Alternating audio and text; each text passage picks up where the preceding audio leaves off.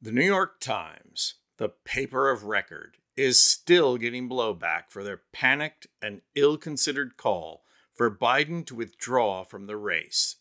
And now it's not just coming from politicians, but the media itself is making the Times, America's paragon of journalism, face the music.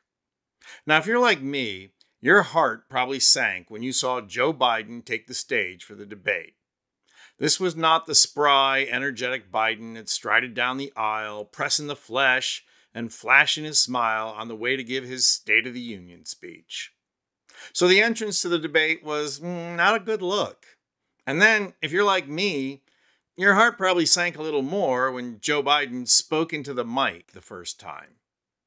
His voice was hoarse and weak.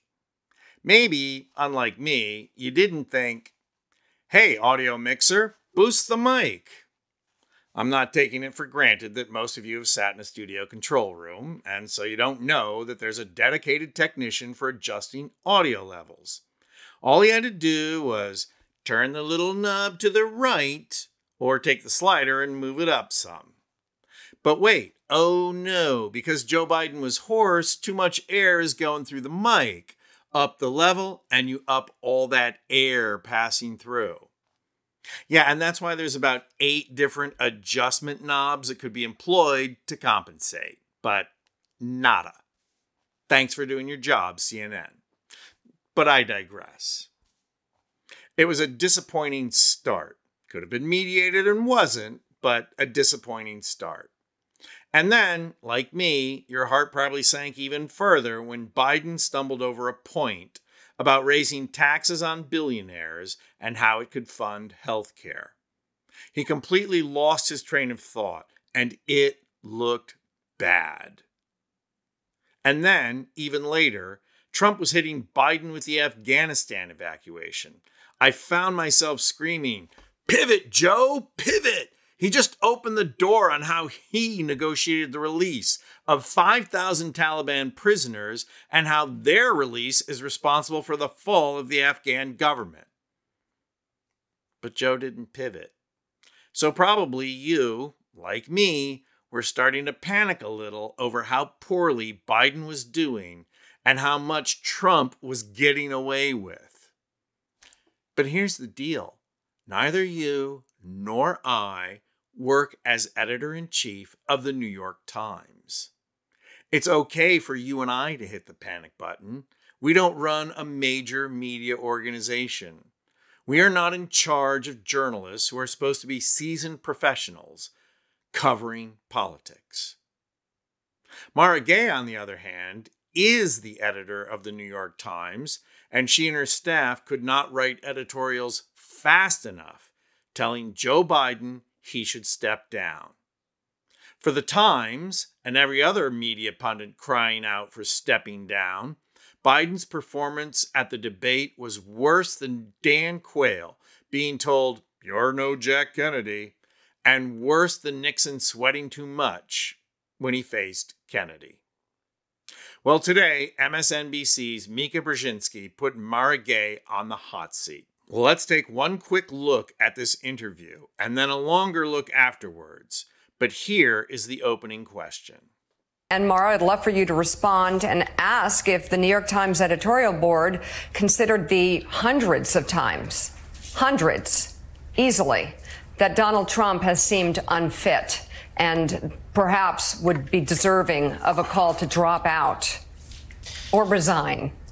Yeah, so we have, over the course of ever since Donald Trump has been in the public eye, we have made clear that this is not a president, a former president who we supported.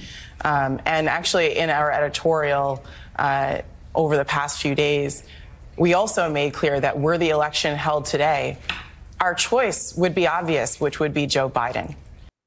So coming out of the gate, Mika Brzezinkski asks in hindsight what we all should have been asking. Why is this on Biden? Why is it no matter how outrageous or illegal Trump is, the media first sensationalizes it, then normalizes it? But when Biden makes a mistake, it's time to abandon ship? What is going on? It's time to abandon ship? Her direct question is, when, if ever, did you call for Trump to resign? And Gay's response is pure PR spin. She deflects completely. It's a tough question coming out of the gate, and she dances around it like her father was Baryshnikov. And one can't help but ask, why? Why is that such a tough question? The obvious answer is no, we never have. So it's actually not a tough question. The follow-up question, why not, is the tough question. And the answer there is because our corporate masters won't allow us to. And the corollary question to why didn't you put this on Trump is, why did you panic in the first place? Gay and her editorial board are supposed to be the professionals, the experts, or at the very least, the people who know who the experts are. As professionals, they know, for example, that this was A, a small audience, and B, an audience largely comprised of voters who had already made their decision. The infamous middle ground undecided voter is undecided for a reason. They are disengaged, and we won't see them until September, which means they're not watching. Gay and her staff had the same reactions we all did. This is a terrible performance. And from there, they built a reasonable narrative. People watching this who haven't made up their minds are going to choose Trump over Biden because Trump looks strong and Biden looks and sounds old. The problem with that narrative is that it's not based on facts and demographics. That part of the electorate that is undecided was, for the most part, not watching.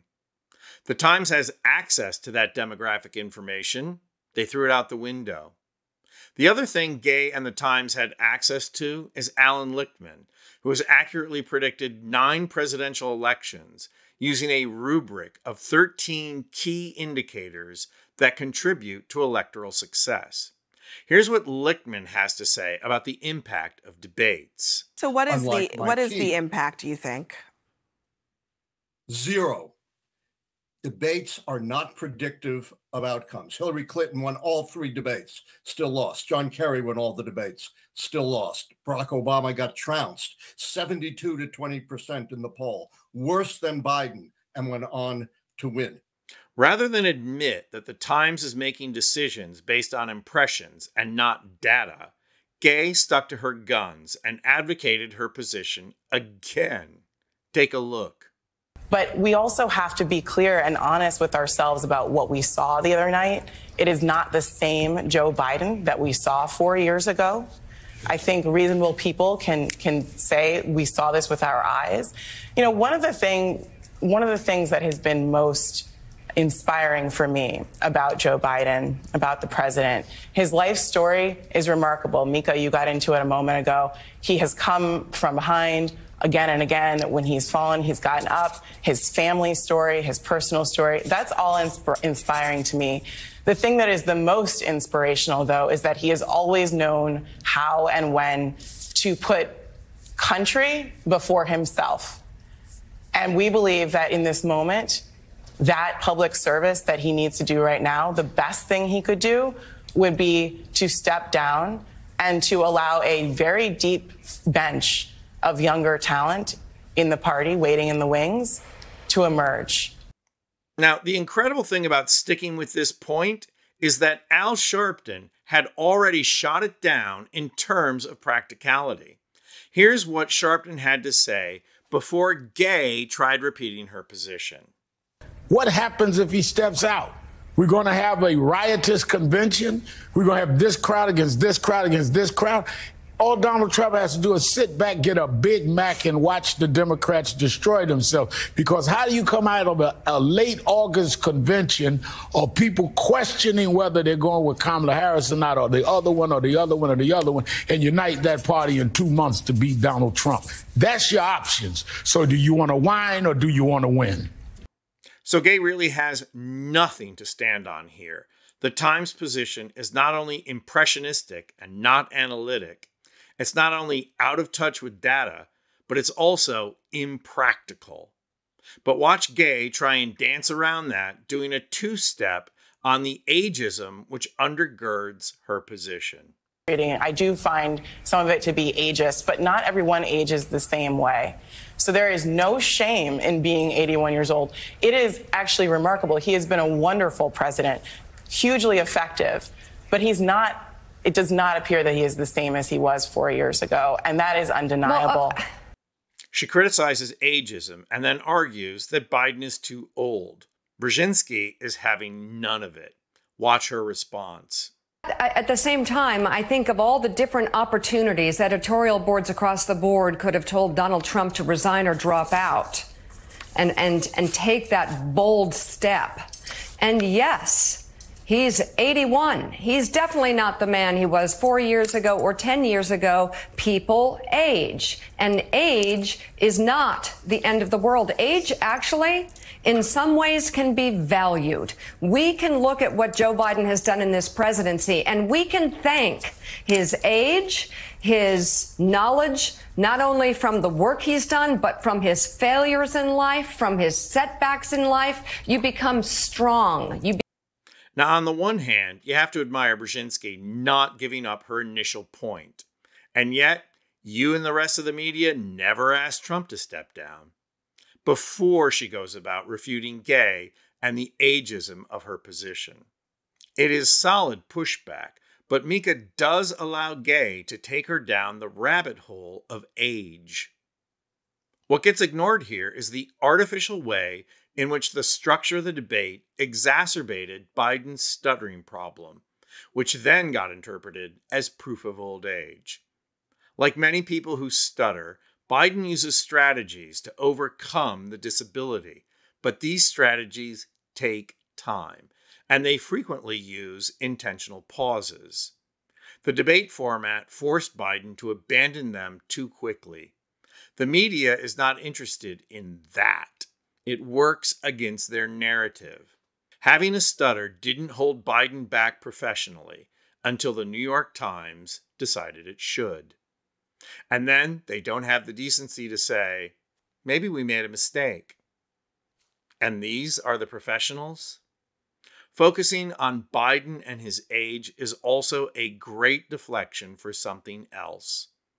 The media's abject failure to take down Trump, for letting him get out of the gate in 2016 and fueling the race as it went along.